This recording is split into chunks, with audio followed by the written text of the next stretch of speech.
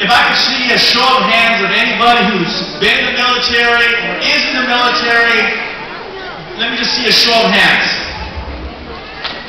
Okay, there I see a lot of hands going up, a lot of students. Go ahead and stand up for a second. Go ahead and stand up for a second. Give them a round of applause.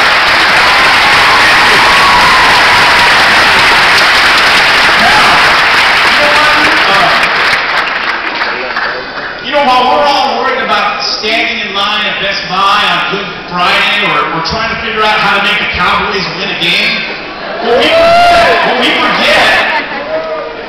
what we forget is that this country is at war. It's easy to forget that because of the brave young women in our armed forces that make it easy for us to forget. But we should not forget because 32 young people from the Rio Grande Valley gave their lives so that we can preserve our way of life. There's an enemy out there that hates us. There's an enemy out there that does not believe that we deserve to breathe the same air that they do. There's an enemy out there who doesn't like the fact that women are receiving an education like so many of you today. And the only thing standing between them and us are our men, our brave men and women in uniform. So you truly inspire me. I remember being a senior in the Corps of Cadets at Texas A&M. I remember the feeling when I was pulled out of class one day and they brought us to an auditorium and they told us, tomorrow we start a war. And if people start dying, you all are leaving. You can imagine how hard it was to sleep at night. So I commend you. You know, this is the greatest country in the world. A country worth dying for in time of war is worth living for in time of peace. Today you graduate, but tomorrow you're going to make a difference. I say that you're not really graduating for yourself, you're graduating for something much bigger. You're graduating for hope. You know, my parents used to always say, you can take everything away from you, but you cannot take away an education. And by receiving an education today, you're setting an example for a child, a brother, a neighbor, and a friend. You know, here we are, it's about close to 7 o'clock and y'all are all wearing robes. You know, normally on any other, given day, wearing a robe at this time of the day, you'd either be A, in the hospital, or B, sitting in front of your TV eating Cheetos. But today it's a good day. It shows your tenacity, it shows your grit, it shows that you overcame, right? Now let me tell you about another man who struggled and who overcame. There was this man once when he was a teenager. He lost his family, they lost their home. He had to quit school to help support the family. 2 years later, his mother died. 3 years later, he lost his job. But he wanted to make a difference just like you, so he decided to run for office. He lost. So he said, you know what, I'm going to go back home, I'm going to start a business, I'm going to make it. After 1 year, his business failed. But he wouldn't give up. The next year, he says, I'm going to run again. And this time, he was elected. And just when things started looking up, his fiancée died. And he suffered a nervous breakdown. And then he was voted out of office. When most of us would have quit, he decided to try again. This time he was going to run for Congress. He lost again. 3 years later, he was finally elected to Congress. Served 2 years and was voted out. To make a long story short, over the next 9 years, he lost 4 more elections. This guy had bad luck, but he never gave up. You know who I'm talking about? I'm talking about Abraham Lincoln, our 16th and probably one of of our most extraordinary presidents. Where would we all be had he given up? You know, the difference between an ordinary man and an extraordinary man is that extra. I challenge you, I challenge all y'all students to give that little bit of extra. Now, it may be hard, it may even be extremely difficult, but you will get through it. You will persevere. You will survive. If nothing else, because you have no choice.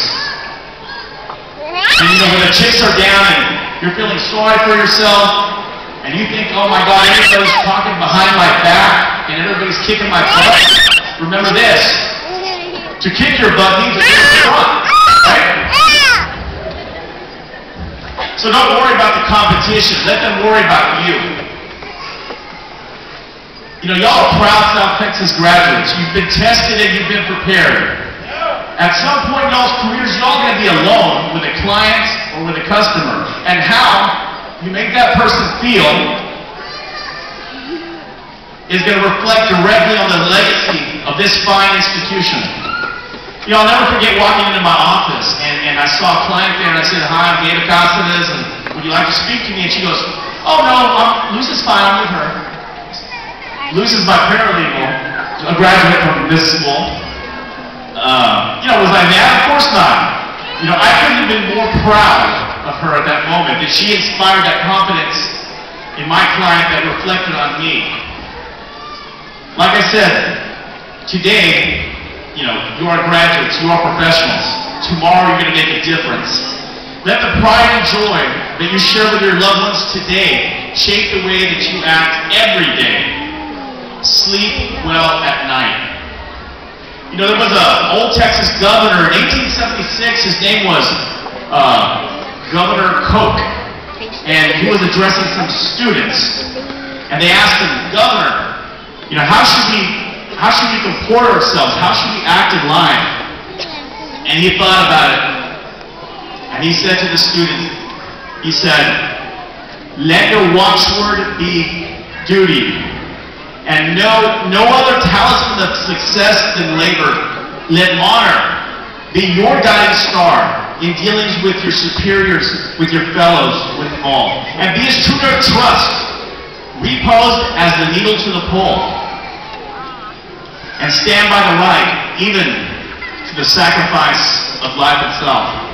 Now, honestly, I don't expect you to remember anything that I said today, but I do expect you, graduates, I do expect you to remember how you felt today. And out there somewhere, there is somebody especially proud of you. Thank them for whatever small part they may have played, whether it was a guidance counselor, a financial aid counselor, a friend, a neighbor, a parent. Thank everybody. They're all ripples in the pond of your life. And pay it back. Be that inspiration to somebody else. Because somebody is looking up to you right now. And please, please, please, never, ever, ever forget who you are. Know where you're going, but please don't ever forget where you came from. Now, I always say that being a lawyer is what I do, it's not who I am. You know, being a professional, being a graduate will open doors, but character is going to push you through. You know, I'm just David Casares. You know, I'm just a guy. I know that it takes more muscles to frown than to smile. Life's a journey, you know, not a destination. Create your own path. And you know what? Have fun. Life's way too short. As Ferris Bueller once said, life was pretty fast. If you don't stop and look around, you're going to miss it. So, you know what? Go dog sledding in Alaska. Be an extra in a Hollywood movie. Give a graduation speech. Do something. Have fun. Live life without regrets. You know? There was an author by the name of Nadine Stair. She's 85 years old.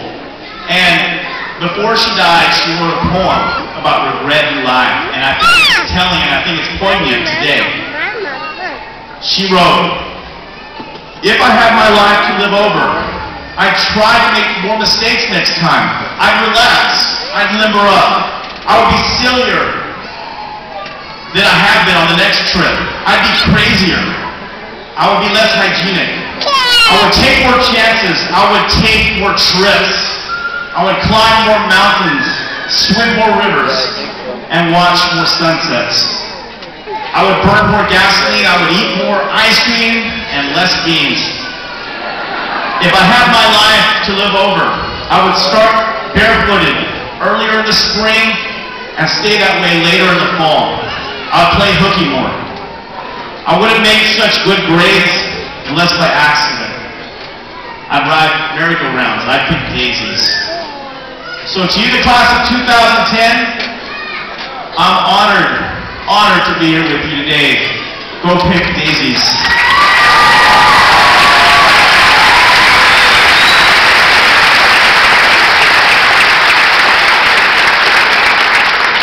Well put.